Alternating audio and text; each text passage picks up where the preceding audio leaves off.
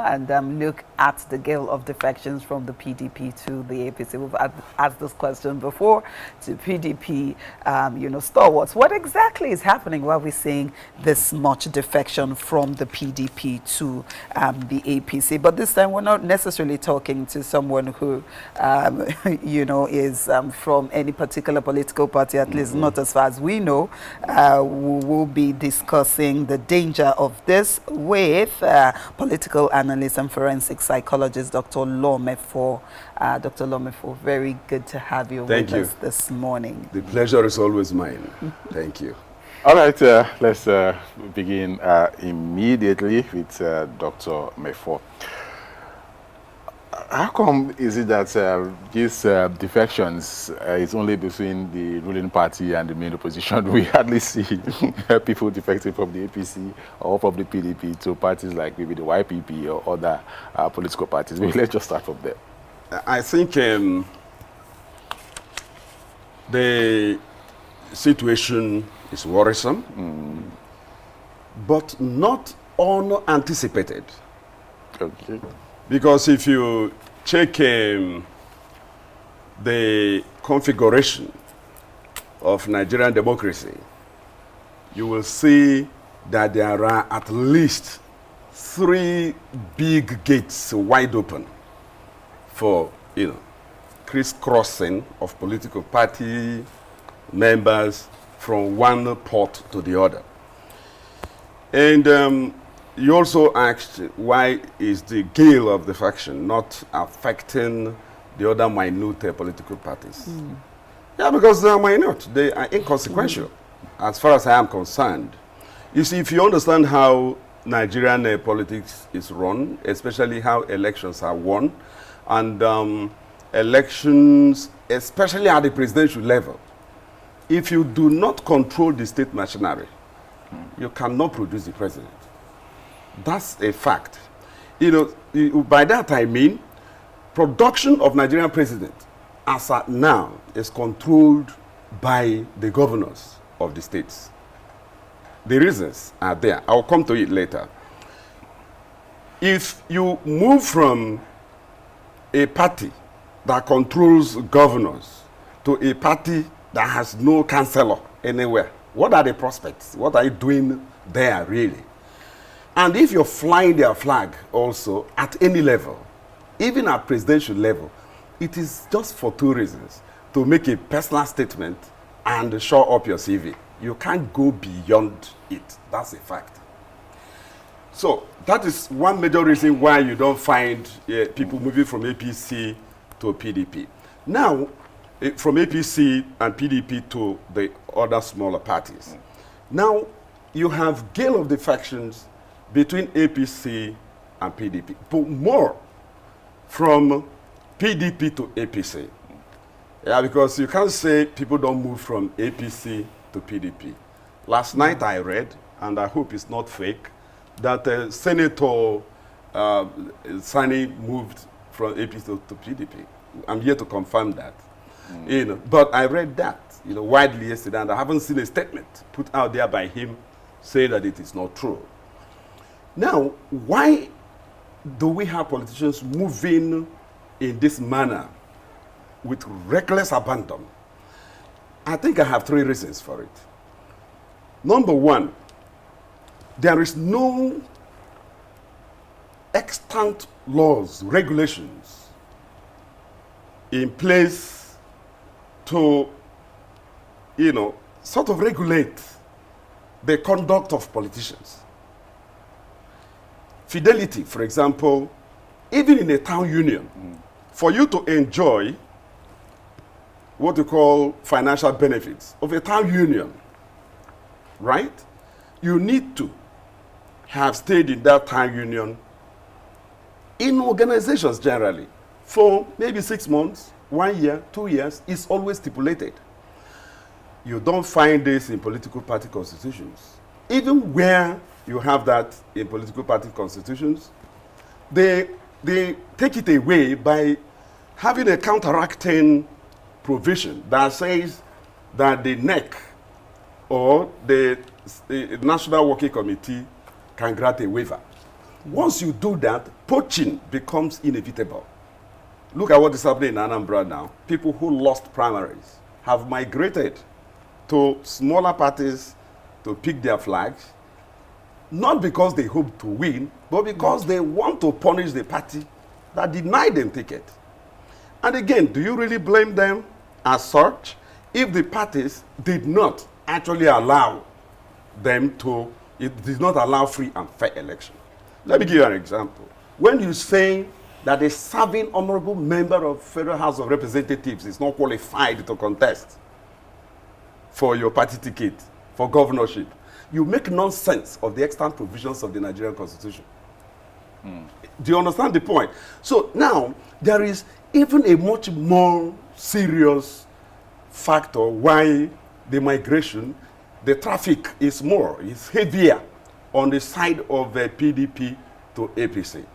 Apart from controlling the state machinery, all the accoutrements of office, all favors that can be dispensed to individuals is controlled, because in Nigerian party politics, the winner takes all. People are hungry. People want to move to where they can put food on their table. All right, Mr. Mefor, Dr. Mefor. Thank you. You did say earlier that, you know, the internal party mechanism in a lot of these parties are flawed, which is why disgruntled, you know, members will want to defect. In the recent case of Fani-Kayode, who was received yesterday by President Buhari into the party, what will be his reason? I think in the political landscape, Fani-Kayode is the one who has spewed the worst kind of, you know, negative comments on the APC, and to see him go back and join the APC, really. I listened to FFK yesterday, offer reasons why he is leaving PDP to return to his former party. Don't forget that he was coming from that side, you know. I believe that the reason for FFK's defection is not far-fetched. And he didn't quite, he was being, I should say, clever by half. You know, he was delivering half-truths, as far as I am concerned. FFK is more concerned with his own safety. He's more concerned with, you know, his own, what I may call a comfort, right? What Peter Ayodele Fayeshe, governor then, you know, called the stomach infrastructure. That's the way I see it. But he has come out to say that it has nothing. Well, you don't expect him to say that, you know, it has to do. You know, he has to find a socially acceptable reason to give you and I. But I think the first reason I offered is even far more important. There was something. Adams Oshomole, APC national chairman, said then that you say you come to APC and your sins are forgiven. That statement is very fundamental, and that is what is at play. You see, FFK has had a running battle with EFCC. His case is still there, it's not discharged. If he knows that he has nothing to do with stomach infrastructure and he has nothing to do with the case he has with the EFCC, he should have waited for that case to be dispensed with. He did it, and he was received by the president. My disappointment in this whole thing is the president receiving people whose cases are before the court, corruption cases. And we brought you in as the president to cure corruption. And you're here, glamorizing it. But, yes. but those who are under trial, you know, are presumed innocent. Yes, I know. They are found presumed, yes. Exactly. And you also have to understand that the president is first a politician. No, I agree. I agree with that. President is a politician, you know, questionably so, because himself doesn't even want to see himself as a politician. But it's a politician. Because he contested the election. There are statesmen, there are politicians. There are men who are in politics, but they are not necessarily politicians. And I want to see President Muhammad Buhari in that light. He's not a typical everyday politician. It's not. These defections, are they really based, Dr. Mefor, based on your experience? You know, you've said a lot. are they really based on the conviction about, the ideology of the benefiting There is political no party, ideology. or it's principally about realignment for political relevance? Which What we have, we tried to talk about earlier. thank you for bringing this up. First and foremost, the word ideology is essentially lacking in today's democratic dispensation in Nigeria. There's no ideology. In fact, PDP and APC are two sides of the same coin. I can't even tell who is in APC now and who is in PDP and who is migrating tomorrow and who is returning. It is that bad. And like I said, it's essentially for the fact that there is no ideology and there is also no guide and provisions to compel party members to show fidelity for a specific amount of time before they will be able to benefit, before they will be able to fly the flag. There is no ideology. And that is why I have argued, even here, that what you have in Nigeria is not yet a democracy. It's a civilian rule. A democracy is predicated on party politics. And party politics is predicated on ideology. In absence of ideology, there is no party politics. What you have is just party arrangement, a platform for winning elections. In other words, what you have as membership of political parties has nothing to do with ideological leanings. What we are doing now is not any better than what IBB put in place when he legislated, when he decreed, rather, SDP and then NRC into existence, two-party system, republicanism and democratic leanings. These are ideological divides, and you don't find it here. PDP is not leaning towards republicanism. Neither is he leaning towards democratic mass socialist orientation, and the same thing for APC. And until you have this, until you have that distinction, contradistinction, you will not be able to predict what will happen. In other words, what obtains today is just the struggle for power, to grab power at any level for whatever protection, for whatever favor, for whatever comfort he offers. So that's essentially so. Talking about power, Dr. Mefor, I want to take us back again to the defection of former Minister of Aviation, Fani-Kayode. Usually, calculations, political calculations, before a party will poach someone to come over to their side, most likely because they see the value that the person can bring. What, if you look at it, what political advantage would APC have for, poaching Femi Fani-Kayode? I'll tell you in a nutshell. FFK has one thing going for him. I wouldn't say he's loquacious because he's quite articulate. He has a way he pushes an argument. He is somebody you would rather have as a friend rather than as an enemy. So that is the value APC is looking for. And beyond that, APC is trying to pave the way for Jonathan. FFK is, Jonathan's what do you mean by that? You want to take that again? I'll give you. See, you see, APC is trying to pave the way for former President Goodluck Jonathan. To do what? To join their ranks. They've said that they've visited him a number of times. Even days ago, they did and made it public that they are ready to offer him the platform to contest. The former president is yet to take a position on that. I will not be. That, it remains in the realm of speculation. Yes, of course, that's it. It's speculative. Yeah. The way even FFK denied that he was heading to PDP when Governor Bello, Yahaya Bello, announced that he was coming. You recall? Yes. FFK came out and told the world, "Oh no, forget it." Maybe by that time he was not too sure. That's the same thing. What we are saying is that it's no longer speculative that APC wants Jonathan. What is still speculative is whether Jonathan would go to APC. And I tell you, going by the way things have been unfolding or unraveling in our politics in contemporary times, I would not be surprised if President Jonathan joins APC.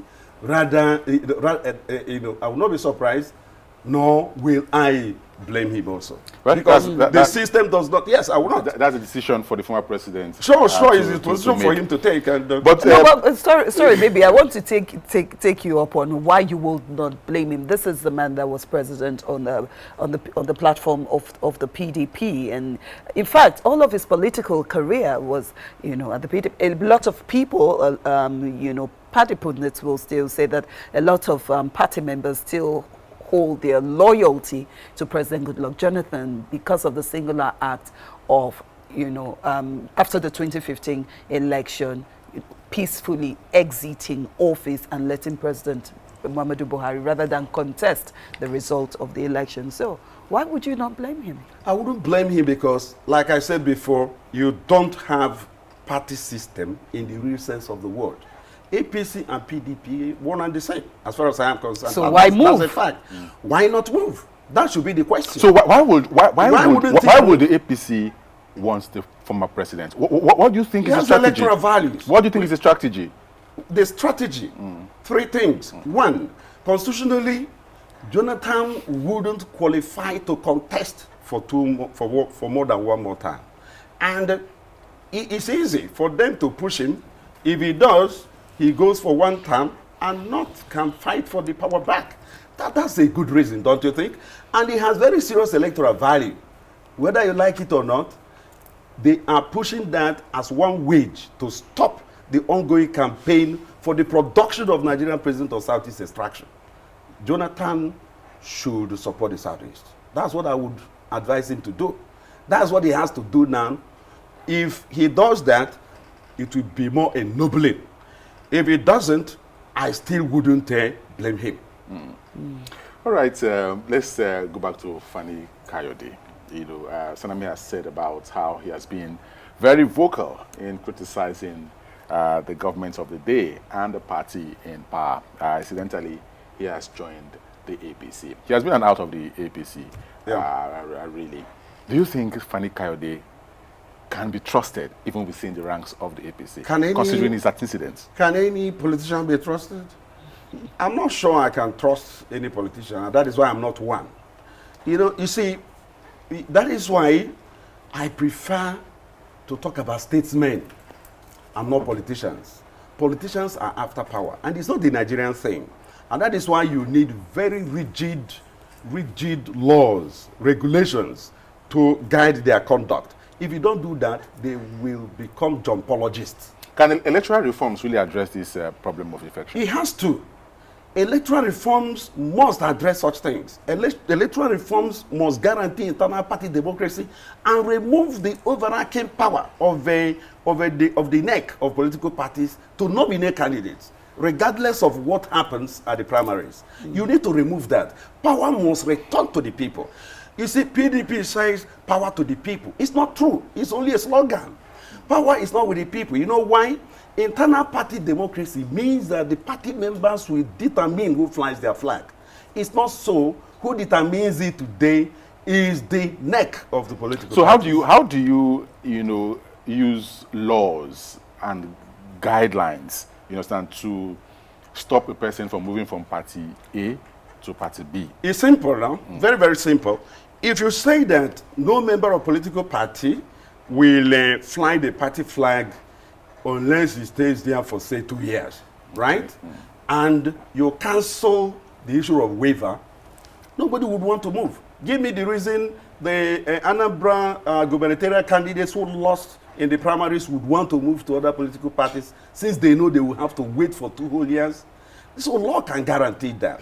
If you do so, that fidelity to the political process will be guaranteed. You pay your dues, you come and queue up. When you pay your dues and contribute to the party, understand the principles and dynamics of the party, you can represent them truly. What is happening now is not what obtains in a decent, organized democracy anywhere in the world. Right. Ours is different.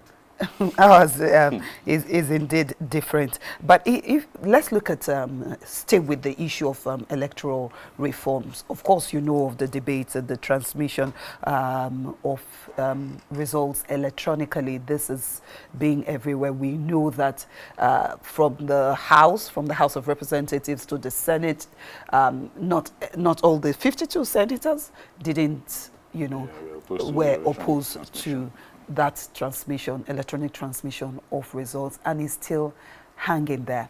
President Muhammadu Buhari went to Imo State and said that he's going to leave a legacy of free and fair and credible election, at least like the one that brought him into power. And he says that he wants the electronic transmission of results, to be used in the forthcoming elections. The president has said this.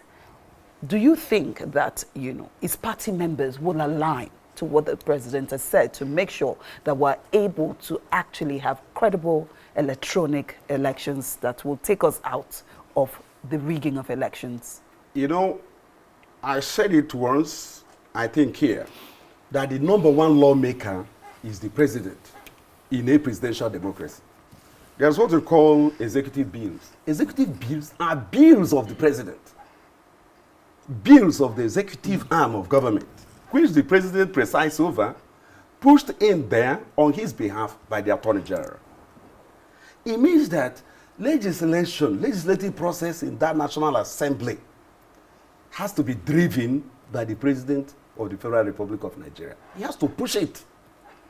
If he wants electronic transfer of votes and electronic collation of results, it is possible. If he puts his foot down, that this has to be done, he can blackmail the National Assembly. He can call the National Assembly out openly that this is what they ought to do so that the Nigerians would know where the problem lies. Do you get the point? It's very fundamental. And let me tell you, without electronic transfer of results and collation, there will be no free, fair, credible elections. You know why? Our politicians wait between voting and collation to alter the results. Do you think the president, is in tune with the position of the National Assembly on this Electoral Act Amendment Bill with regards to the issue of electronic transmission of results? Because, like Sana said earlier, the president has, at various fora, said that, of course, he was brought in through, a process that was strengthened by technology. The president knows, in fact, where the National Assembly has stopped thus far is in the public domain. The president knows that the Senate wants the NCC to validate, right? To tell INEC whether they can transmit, right? House of Reps is saying a different thing. Harmonization is yet to take place. The only word that needs to be inserted in the prescription of the position of the House of Reps is the word may, right? Once you insert that, you return the power, the discretionary power to INEC to decide where it is possible to transmit results. Do you understand what I'm saying? You see, legitimately, let's grant that we have not achieved 100% internet penetration in Nigeria. And since we have not achieved 100% internet penetration in Nigeria, the word may becomes inevitable. That means, maybe you can add on advice of NCC, but that is not even necessary. Because if they need the advice, they know where to get it. Do you get the point? And besides, INEC has not said that it has any challenge. INEC does not have any challenge. It's those who know they can't win. They can't win to return to the House of Reps, to return to the Senate. They are the ones pushing this. And the president will have to get them to do the right thing. We need electronic transfer of results. All right. Once you do that, Nigerian masses will pick the leaders that they want. Dr. Mefor, thank you very much for your time and for having this conversation with us. Always a pleasure to have you here. But thank you. We have to let you go now. Thank you. Thank you. Thank you so much. Thanks for checking out SYMFONI on YouTube. Please be sure to subscribe and like our videos for updates.